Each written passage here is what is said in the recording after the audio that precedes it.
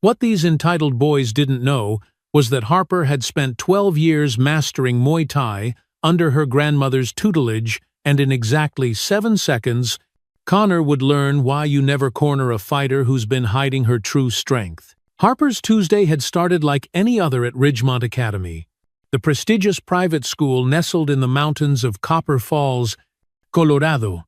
At 6:45 a.m., she'd parked her rusted 2004 Honda Civic between a gleaming Tesla and a $60,000 BMW.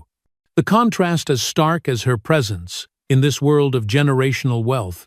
The September air bit through her second-hand cheer warm-ups, but she'd grown used to the cold, both meteorological and social, since transferring here on an athletic scholarship 3 months ago. The metallic scrape of scissors against Harper Sinclair's neck sent ice through her veins as 3 varsity jackets surrounded her in Ridgemont Academy's empty chemistry lab. "Pretty ponytail you got there." "Scholarship trash," Connor Blackwood sneered. His father's construction empire, giving him the confidence to assault a cheerleader in broad daylight at 3:15 p.m. on a Tuesday. The mahogany-paneled hallways of Ridgemont echoed with a particular brand of privilege, where students discussed gap years in Switzerland and complained about which Ivy League legacy admission to accept. Harper navigated these corridors like a ghost, her honey-blonde ponytail swaying with each step, her gray eyes carefully neutral to avoid drawing attention. Harper documented everything in a password-protected folder, her grandmother's military precision serving her well.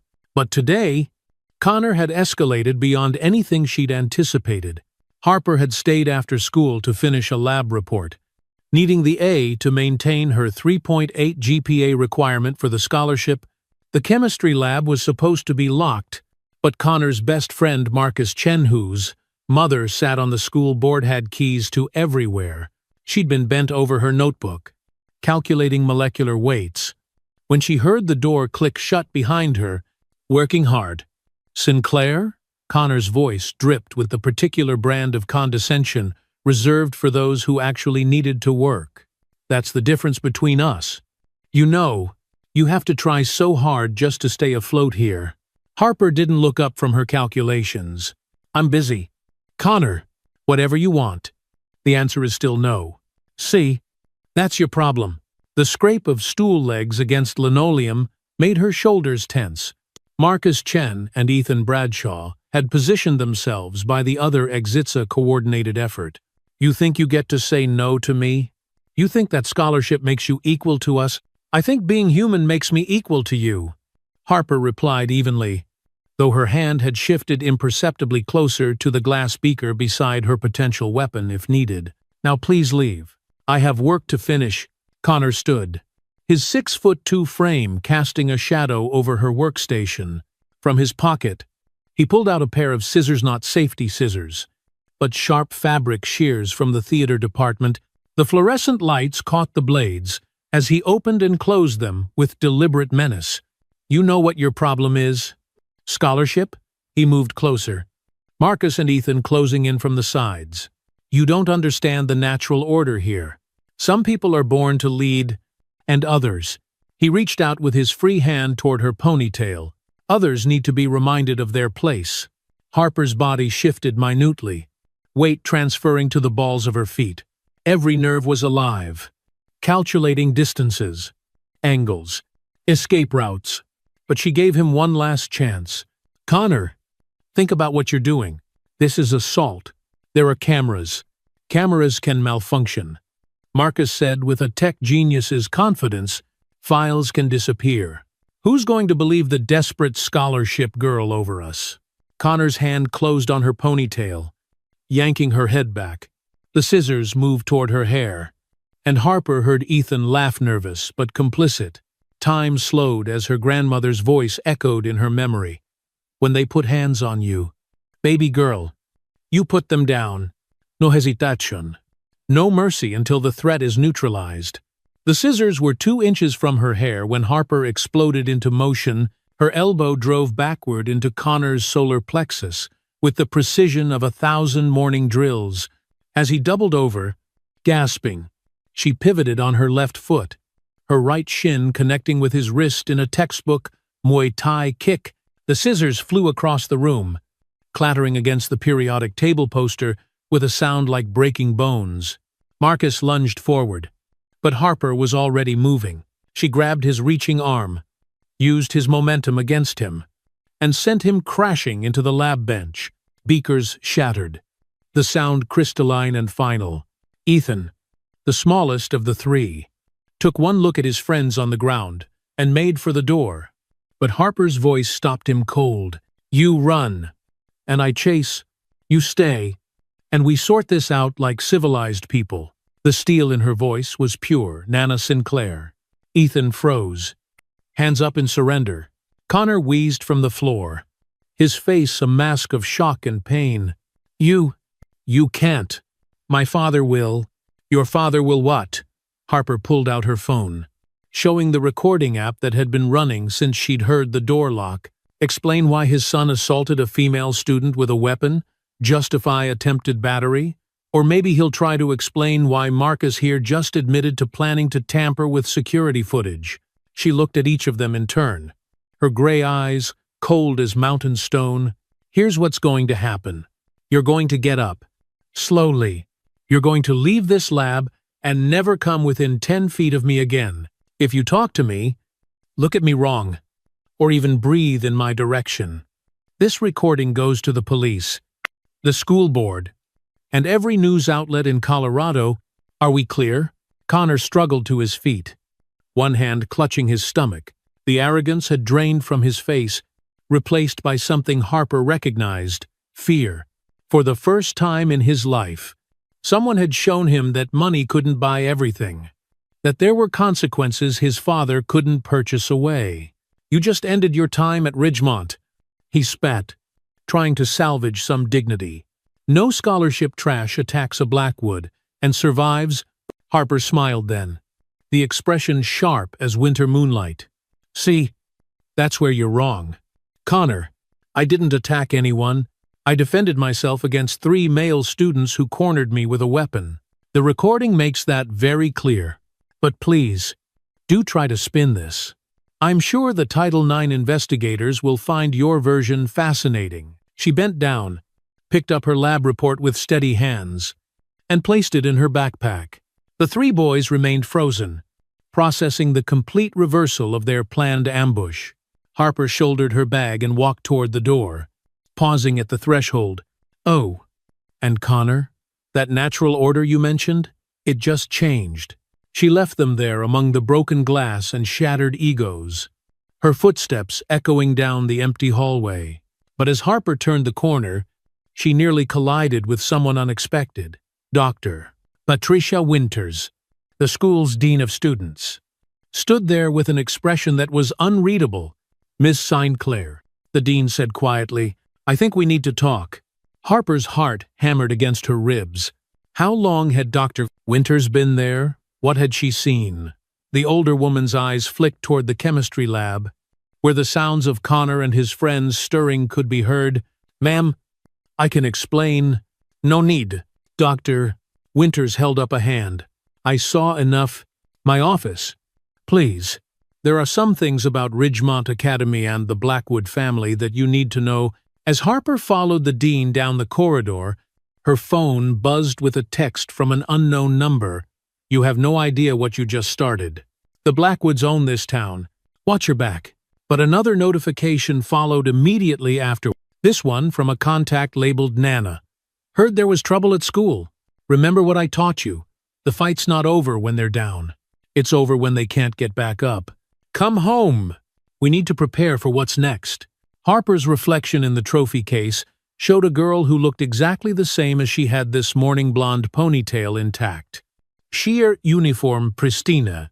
But something fundamental had shifted. The careful invisibility she'd maintained for 3 months was shattered, and there would be no going back to hiding. Dr. Winter's office occupied a corner of the administrative wing, its windows overlooking the mountains that gave Copper Falls its name.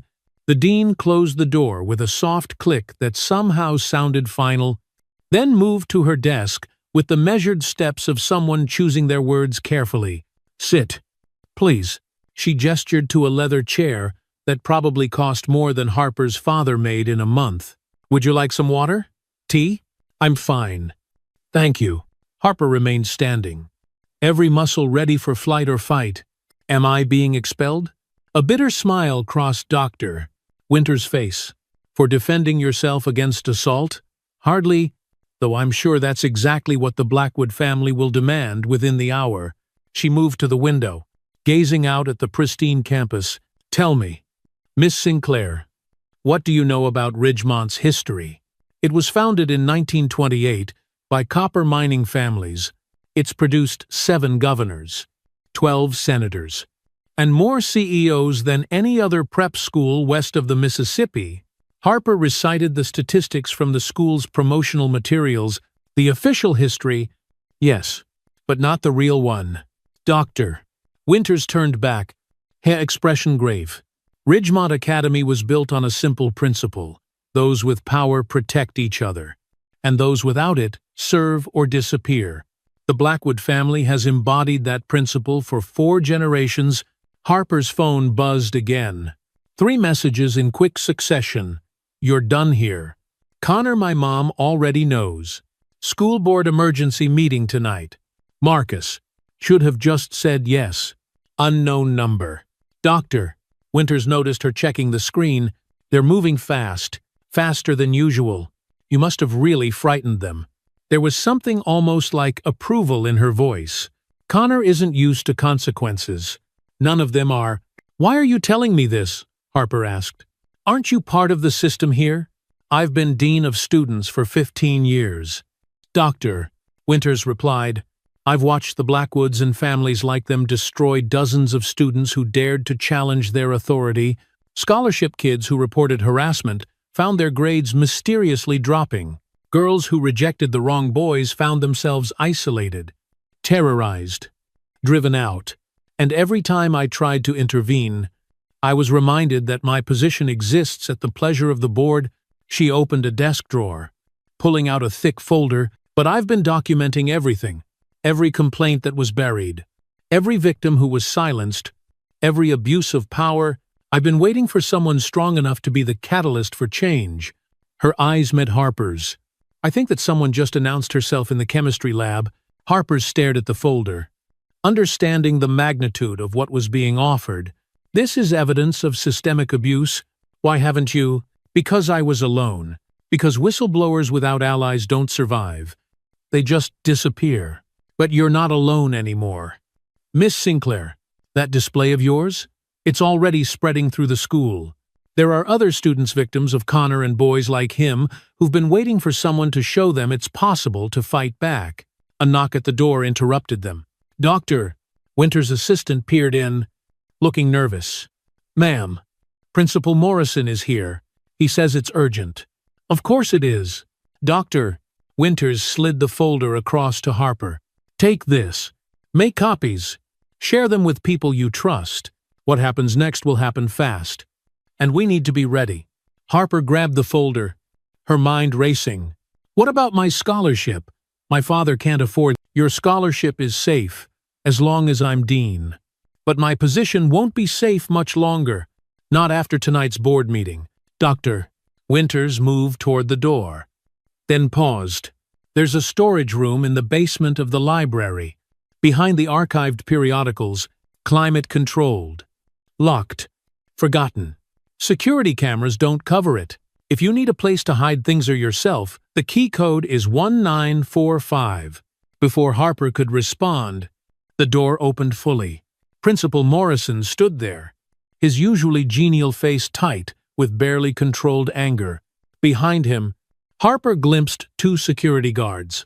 Miss Sinclair, the principal said with forced calm, there's been a serious allegation of assault. You need to come with security while we investigate.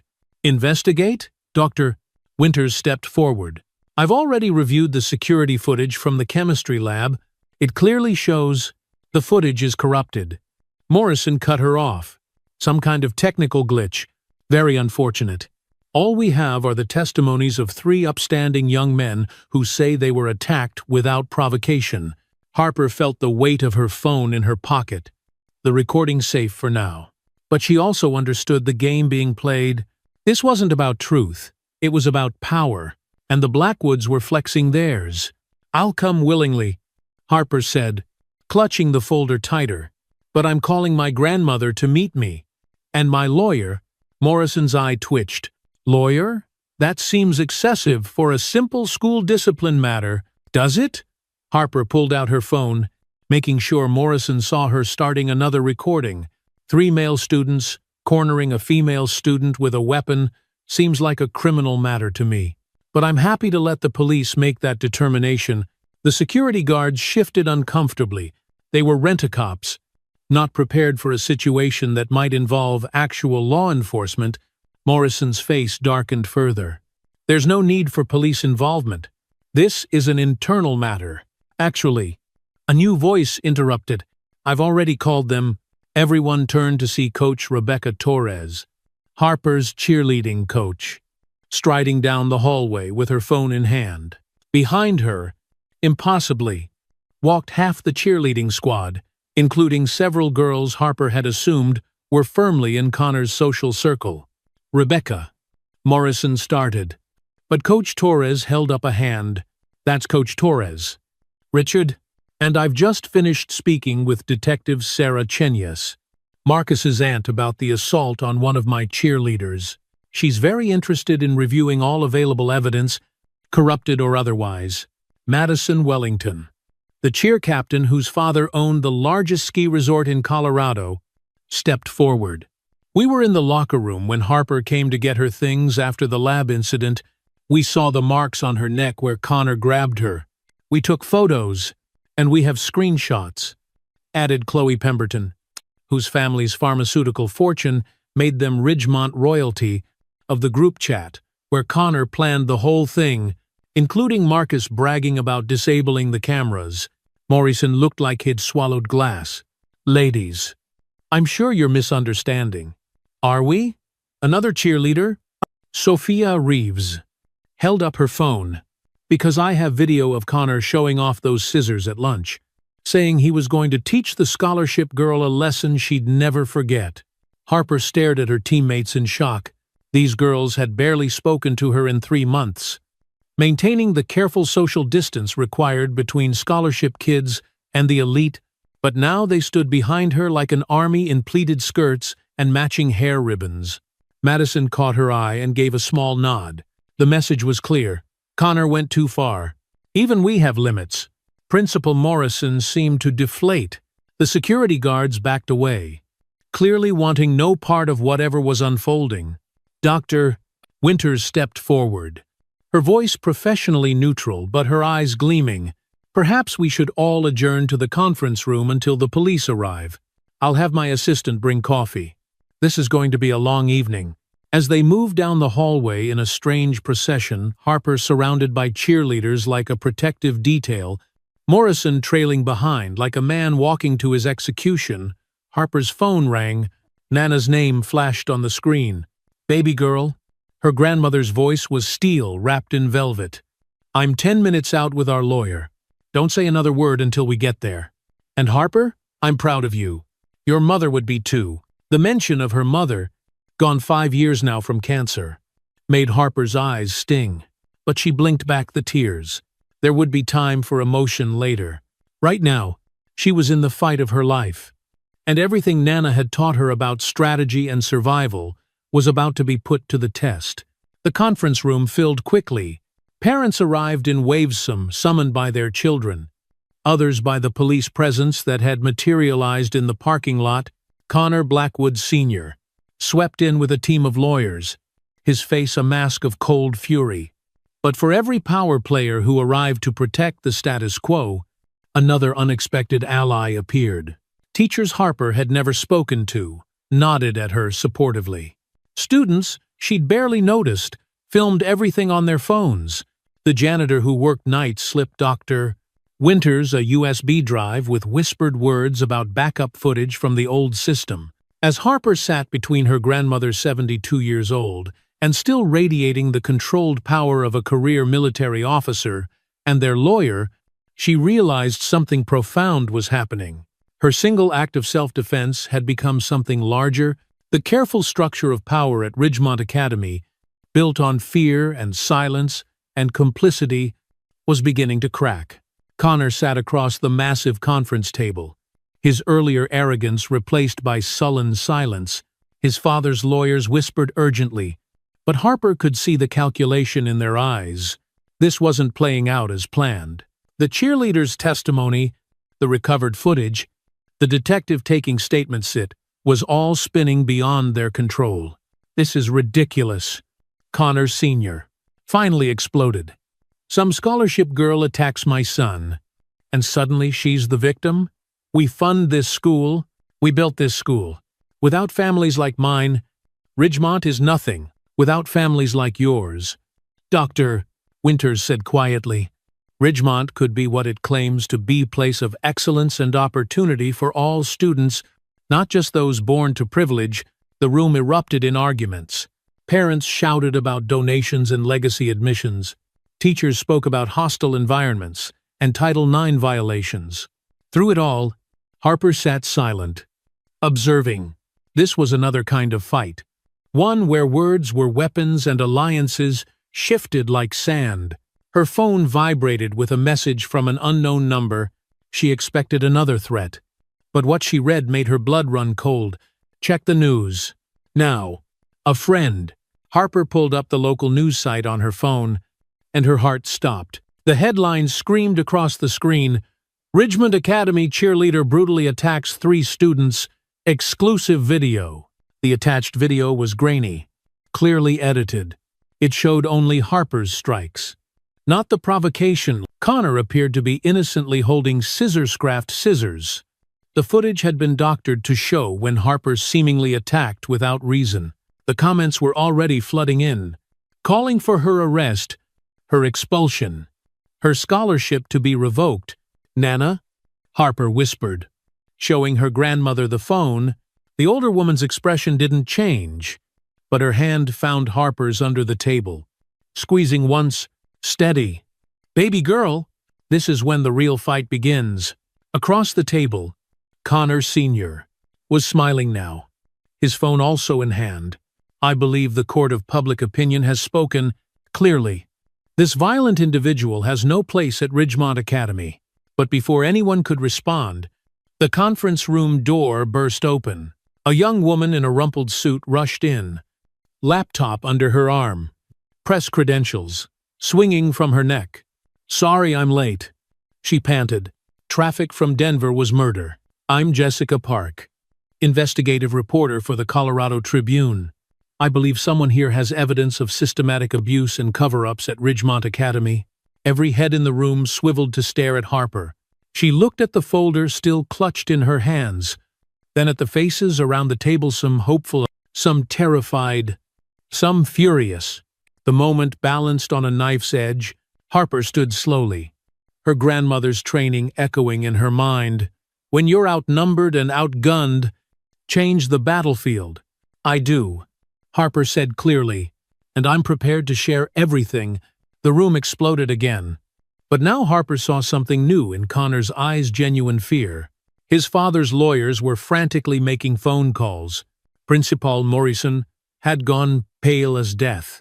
The power structure of Ridgemont Academy, seemingly invincible just hours ago, was about to face its reckoning. But as Harper began to speak, as the reporter's recorder captured every word, she noticed something else. Connor was texting rapidly under the table, and the look he shot her wasn't just afraid, it was vindictive. Whatever happened next, he wasn't going down without a fight. The cheerleaders closed ranks around Harper as the meeting descended into chaos. Parents threatened lawsuits. The police tried to maintain order. Through it all, the truth spilled out like water through a broken dam, carrying with it decades of secrets. And somewhere in the mountains above Copper Falls, storm clouds gathered, promising that the weather wasn't the only thing about to break at Ridgemont Academy. The edited video had gone viral within hours. By 10 p.m. that night, number Ridgemont Attack was trending nationally, with keyboard warriors dissecting every frame of Harper's defensive strikes while conveniently ignoring the context Harper sat in her grandmother's kitchen, watching her phone explode with notifications, death threats, mixed with messages of support, reporters requesting interviews, and legal notices from the Blackwood family's attorneys. Turn it off.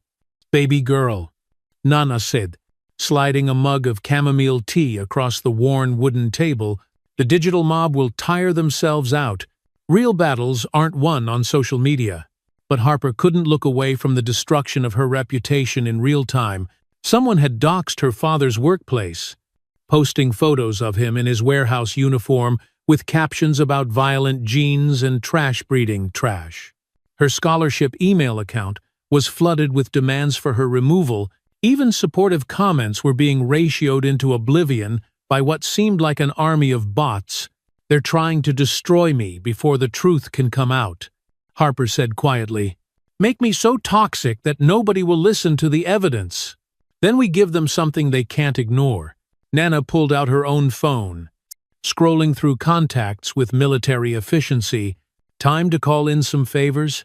The next morning, Harper arrived at school to find news vans lining the circular drive like predators at a watering hole.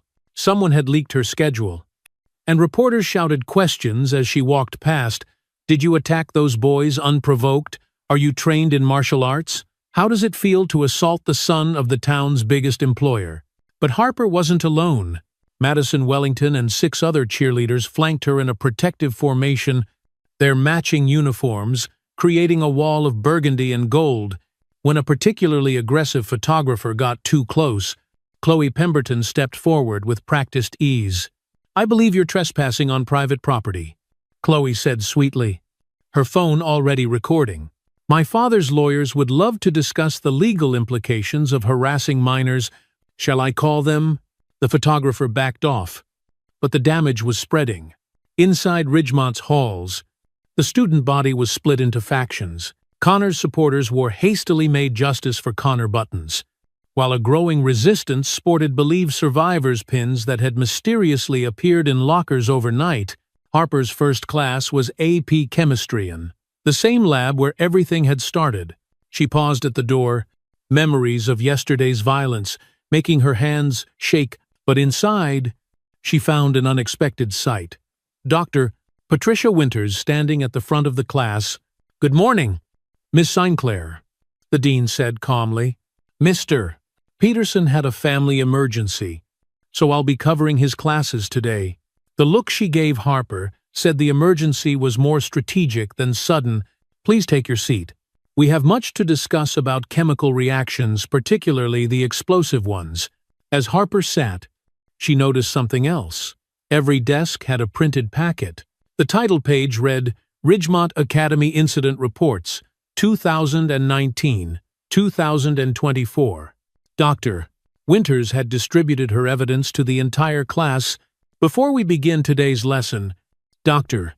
Winters announced, I think it's important we discuss the chemistry of power structures, how seemingly stable compounds can become volatile when a catalyst is introduced. She clicked to a PowerPoint slide showing security footage timestamps. Can anyone identify the catalyst in yesterday's reaction? Connor's friend Tyler Morrison shot to his feet. This is inappropriate. You can't. Sit down.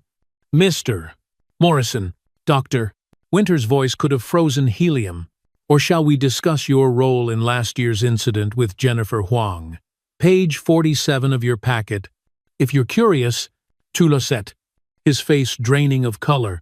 The class proceeded in surreal fashion, Dr. Winters teaching actual chemistry while weaving in examples from the incident reports. By the time the bell rang, every student understood that the evidence wasn't just about Connorit, was about a system that had protected predators for generations. In the hallway, Harper found Jessica Park, the Tribune reporter, interviewing students. The narrative was shifting. The edited video was being challenged by witness testimonies, security footage from neighboring businesses, and a growing chorus of former Ridgemont students sharing their own stories online. But Connor Blackwood wasn't finished. During lunch, Harper was summoned to Principal Morrison's office. She arrived to find a scene from a legal thriller. Connor Sr., and his team of lawyers on one side, her grandmother and their attorney on the other, and Detective Chen reviewing documents in the middle. Miss Sinclair, Connor Sr. began without preamble. I'm prepared to make you an offer. Drop all allegations against my son, sign a non-disclosure agreement, and transfer to another school. In exchange, I'll cover your full tuition at any prep school in the country, plus a $50,000 settlement for your troubles. Interesting, Nana said before Harper could respond. You're offering to pay my granddaughter to disappear. In my day, we called that witness tampering. I call it pragmatism. Connor Sr. shot back. Your granddaughter assaulted 3 students. The video evidence, the doctored video? Detective Chen interrupted. The one our tech experts have already proven was edited using software purchased with Marcus Chen's credit card? That evidence? The room went silent. Marcus's involvement in creating the fake video had just implicated him in a criminal conspiracy. Connor Sr. His lawyers huddled, whispering urgently. Furthermore, Detective Chen continued, we've recovered the original security footage from the chemistry lab. Multiple angles. Audio included. Would you like to see your son planning an assault with a weapon? Mr. Blackwood? But before anyone could respond, the fire alarm shrieked through the building. Not a drill Harper could smell smoke. As everyone evacuated, she noticed Connor Jr. wasn't with his father's group. A cold dread settled in her stomach. Outside, as students gathered on the athletic field, Harper saw him. Connor stood on the roof of the science building, 4 stories up, a can of gasoline in one hand and a lighter in the other. He'd set fire to the chemistry lab, destroying evidence, making a statement, or maybe just embracing the destruction of everything he'd built. Harper Sinclair! He screamed, his voice carrying across the crowd. You did this. You destroyed everything. He held the lighter high. If I'm going down, I'm taking this whole place with me. Chows erupted. Students screamed. Teachers tried to maintain order. Fire trucks wailed in the distance. But Harper found herself moving forward, pushing through the crowd. Her grandmother's hand caught her arm. Baby girl? No. Let the professionals. He's going to jump. Nana. Harper had seen that look before. In her mother's eyes, near the end, when the pain became too much, someone has to try. She broke free, running toward the building. Behind her, she heard Madison Wellington organizing the cheerleaders to clear a landing zone. Coach Torres was already coordinating with arriving EMTs, even in chaos. The community Harper had accidentally built was responding. The roof access was through the maintenance stairs. Harper took them 3 at a time. Her legs burning, she could hear Connor above, ranting about respect and legacy and the natural order. By the time she reached the roof door, Herr Lunkswer screaming, Connor stood at the edge, teetering. The gasoline can was empty. He'd doused himself. One spark, and he'd be a human torch. Don't come closer, he shrieked. This is your fault. You're right, Harper said, surprising him. It is my fault. Connor turned slightly, confusion replacing rage. What? I fought back. I refused to be your victim. I exposed the truth. Harper took a careful step forward. And now you have to face consequences for the first time in your life. That's terrifying, isn't it? Shut up! The lighter wavered in his hand. You don't understand. My father, me future, everything's gone. Your future isn't gone. Connor, it's just different than you planned. Another step? You're 18. You can choose to be better than your father. You can choose to break the cycle. What cycle? Tears streamed down his face. This is who I am, who my family is. No, Harper said firmly, it's who your family was. You can choose who you'll be. She was close enough now to see the lighter trembling in his grip. One wrong move, and they'd both be engulfed. In the distance, she could hear helicopters' news crews capturing every moment. I recorded everything, Connor said suddenly. Not just yesterday. Everything. Every girl my dad paid off. Every incident the school covered up. Every time he told me this was how real men acted, he laughed bitterly. I thought if I had leverage, I'd be safe. But you can't blackmail the whole world. Then use it differently, Harper urged. Turn state's evidence. Help Detective Chen. Help the other victims get justice. They'll destroy me. They're already trying to destroy both of us. Harper pointed out, but look down there. She gestured carefully to the crowd below. See those people? Some are here for the spectacle. Sure, but others, they're here because they care, because they want things to change. You could be part of that change. Connor looked down at the sea of faces. His father was there, shouting something that the wind carried away. But so were the cheerleaders. Holding hands in a circle, so were teachers and students and parents who'd been silent too long. "He don't deserve forgiveness," he whispered. "Maybe not," Harper agreed. "But you deserve the chance to earn it." The lighter slipped from his fingers. Clattering across the rooftop, Connor collapsed to his knees. Sobbing, Harper kicked the lighter away and sat beside him, maintaining distance but presence. They stayed like that until the firefighters arrived. Two teenagers on a roof, united in the strangest way possible by the collapse of everything they'd known. The next hours blurred together. Connor was taken for psychiatric evaluation, but not before handing Detective Chen a USB drive containing what he called the real Ridgemont files. Harper gave her statement to what felt like a dozen different officials. The chemistry lab was a total loss, but the evidence had been preserved in multiple locations. Doctor.com.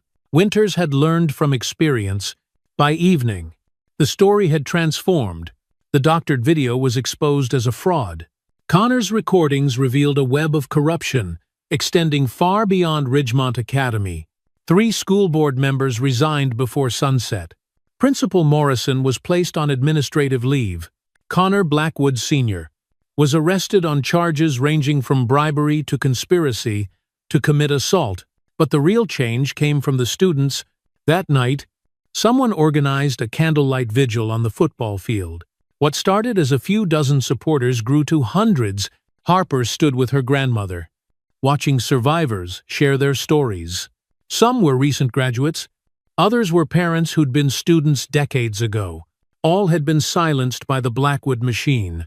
Madison Wellington took the microphone, her usual polish replaced by raw honesty. "I've been Connor Blackwood's friend since kindergarten. I've watched him hurt people and said nothing because that's what we were taught. Protect our own. Maintain the system." But Harper Sinclair showed us another way. She showed us that fighting back is possible, that change is possible. One by one, students came forward. Tyler Morrison apologized publicly for his role in the harassment. Marcus Chen admitted to creating the fake video and pledged to testify against Connor Sr. Even Ethan Bradshaw, who tried to run from the chemistry lab, stood up and owned his complicity. "This isn't about Harper anymore," Coach Torres said when it was her turn to speak. "This is about all of us deciding what kind of school, what kind of community we want to be." Dr.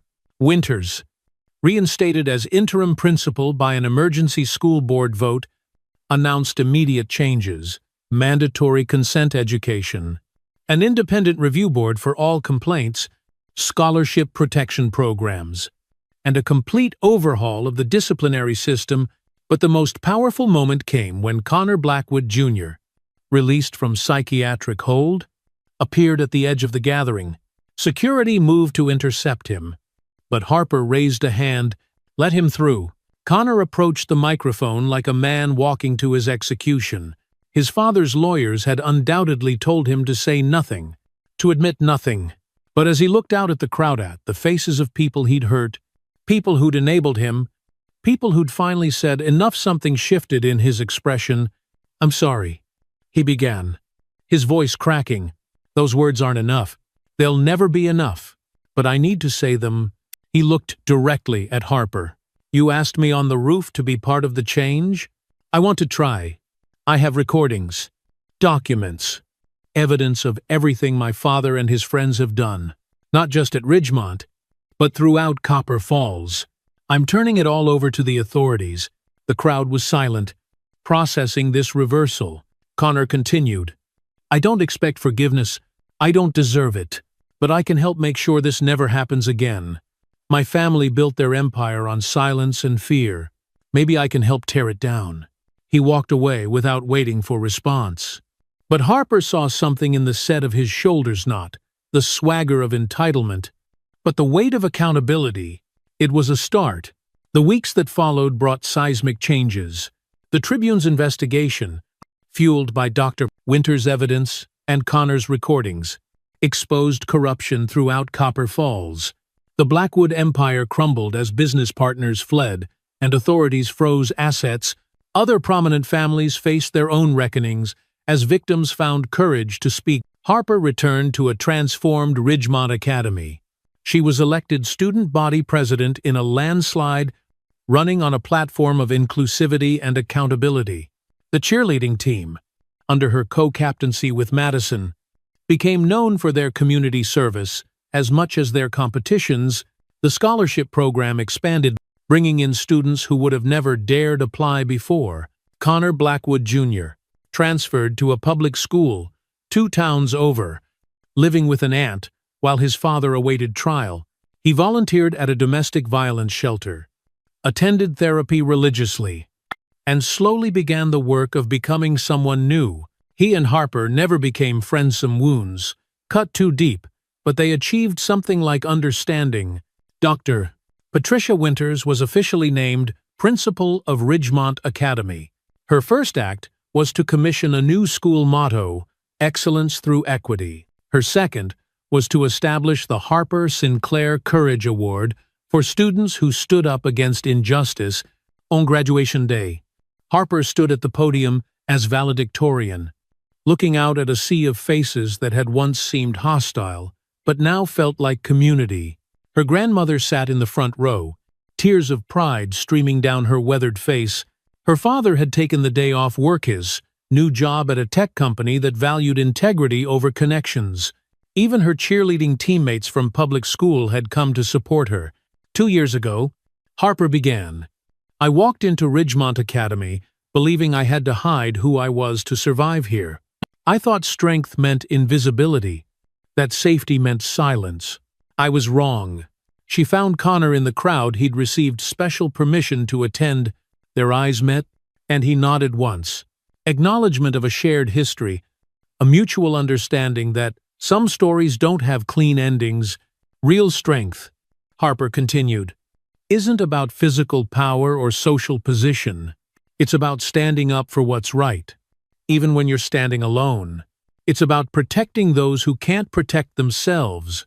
It's about choosing to break cycles of abuse instead of perpetuating them. The speech went on, touching on growth and change and the power of community. But Harper's mind drifted to that moment in the chemistry lab when time had slowed and she'd made a choice.